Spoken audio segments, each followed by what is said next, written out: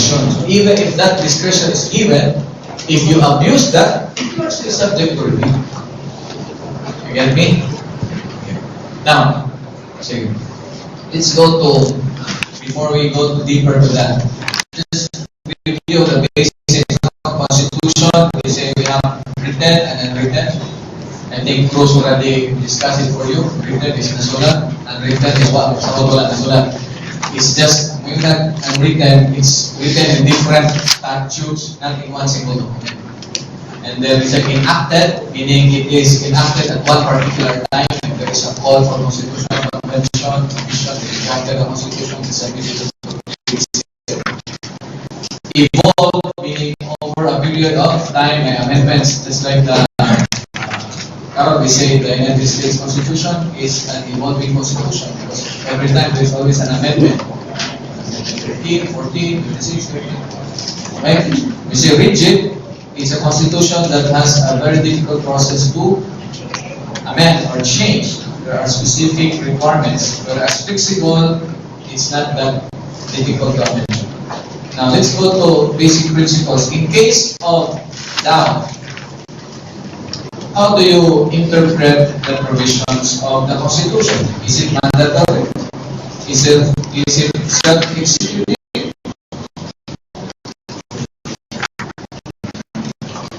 Now, let's go to the case of, let's start with the case of Manila Prince Hotel versus GSIS. I'm already starting your written recitation today, so you better answer even if you do not know. Okay? Who wants to volunteer before I'll call? Who wants to read the case? Have you read the case? Okay, what's your name?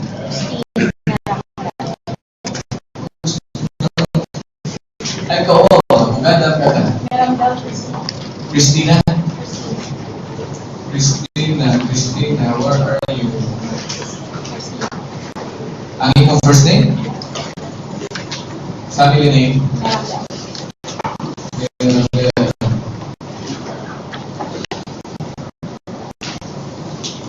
Naka-speakers.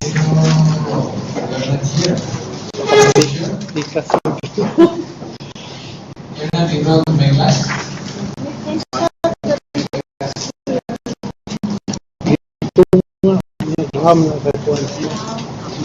What's your complete name? Meramdal Christine. Your family name? Meramdal. Merabel. Meramdal. Merabel. N, bali N. Yep. May N.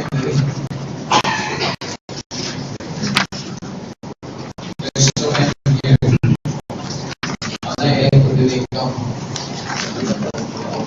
You better, okay, I'll just call you because you want to recite Merabel.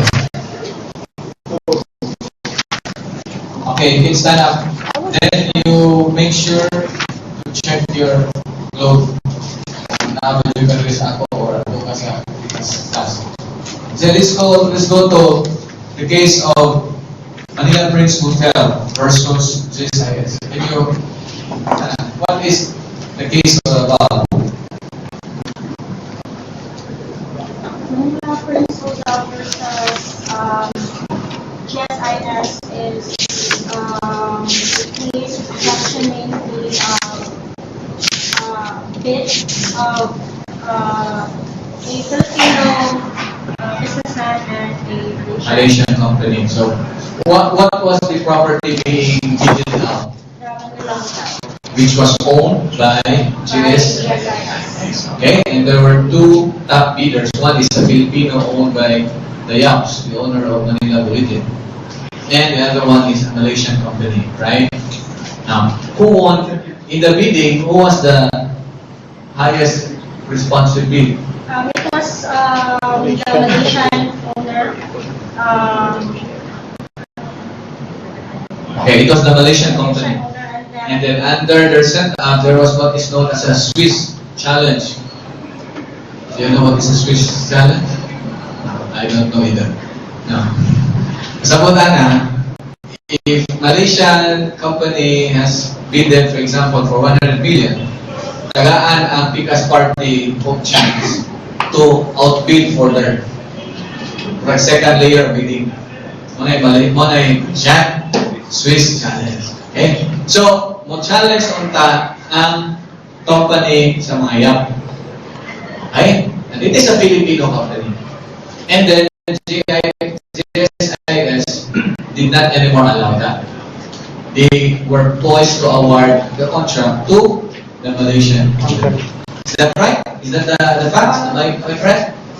And then, so who filed the suit? Manila Principal filed a petition. Okay, in court. And what was their argument? Why are they going to court? What did they ask from the court? The argument was that since they are Filipino, they are Filipino and that they wanted to bid for the Manila Hotel, given that the Manila Hotel is part of the Filipino heritage. And what provision of the Constitution they used to support their contention? There is in the grant of Article 7, Section 10. What's the article? Let's read it together. Article 12, 12. Section 10. Article 12, paragraph. So what page are we in the book of Cruz? Article.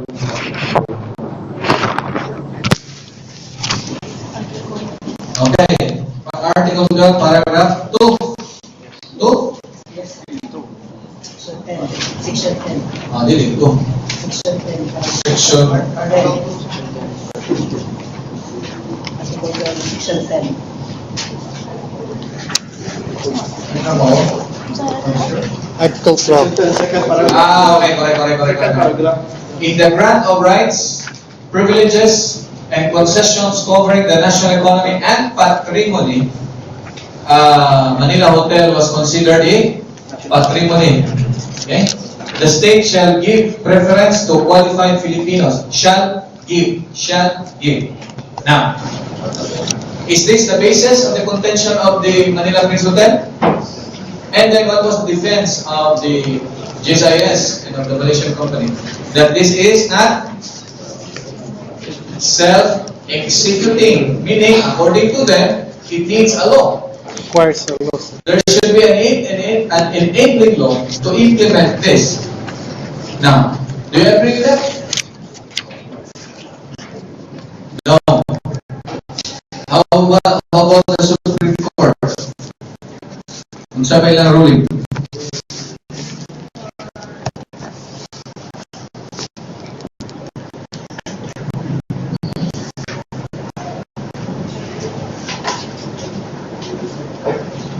So when is the constitutional provision self-executing?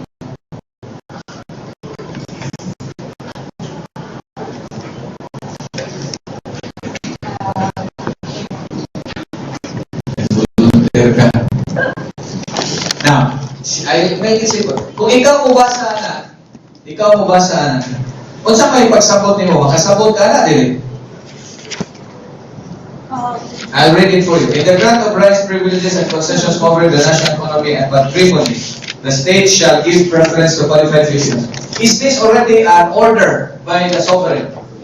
Yes. Did it say it needs an enabling law? Did it say it has to be defined yet?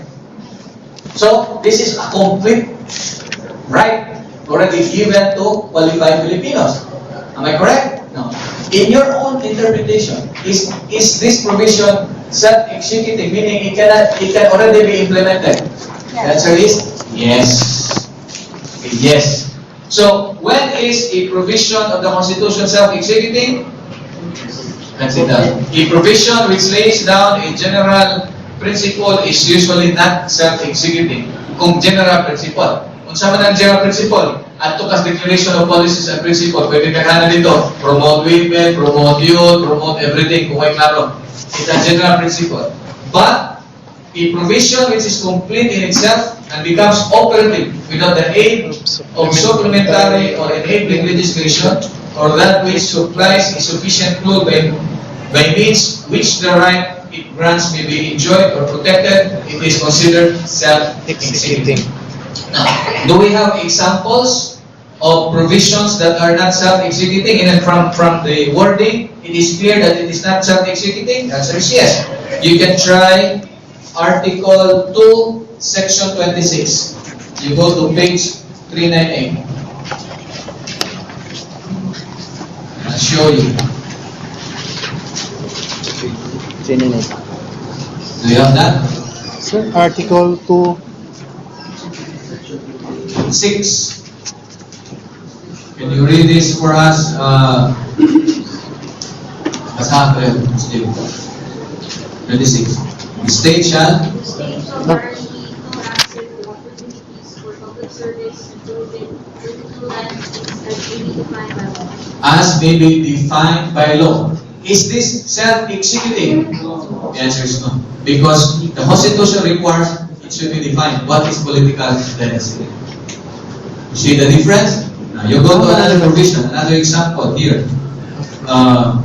Article 13, Section 4.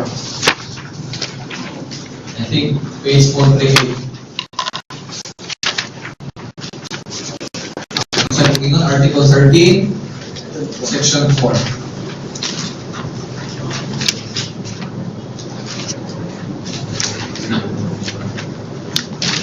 Okay, can you read it? Dakwa. Article 13, Section 4, the state shall by law undertake an agrarian reform program founded on the Okay, right. what is your interpretation? Self-executing, not self-executing. Self-executing. Oh, not self-executing. Why? By law. By law. You need a law. Now, however, as a general rule, in the absence of a language that really requires Congress to enact a law, the provisions of the Constitution are generally considered self-executing, especially the Bill of Rights. Why? What is the effect if you reverse the rule that the provisions of the Constitution are generally considered not self-executory? What is the effect of that, Mr. Braga? Are you following me? What is my question? What was my question?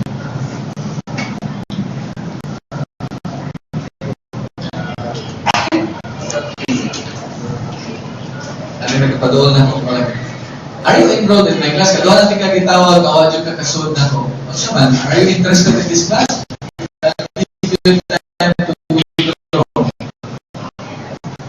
What was my question?